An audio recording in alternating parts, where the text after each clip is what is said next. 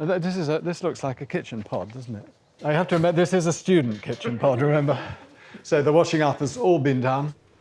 Some of the themes in my life are education. You know, I'm the son of school teachers, and I was brought up in a school, and I was 5 years doing higher education. Education has always been important to me. I suppose one of the reasons I've always wanted to take on graduates is that I feel that I'm still learning, and I almost want to learn with the graduates as they learn. Wanting to educate people about how engineering is important in this world, and to inspire children and students and the world about how engineering, creating things, is hugely rewarding and fun. It's a fun thing to do, but also building institutions to enable that to practically happen.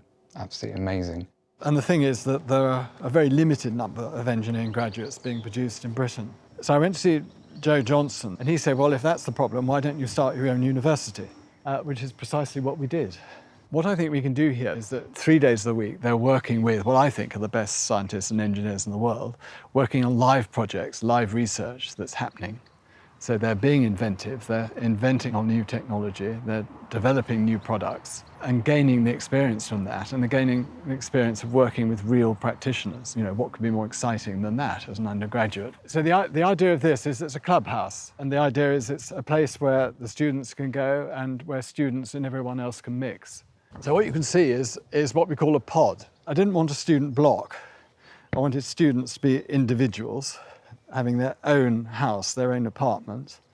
And I wanted them made in a factory, because that's what we do. We design things that are made in factories. It was almost exactly 50 years ago that I graduated. I didn't really know what to expect of life. And I thought that as I got older, life would get easier, I'd be more experienced, I would know more. But what I actually found is that everything's changing so fast. You aren't any more experienced because you're older. And you can't use that experience in any meaningful way because things are changing so fast. And I really do believe that young people have the will and the ingenuity to solve today's and tomorrow's problems.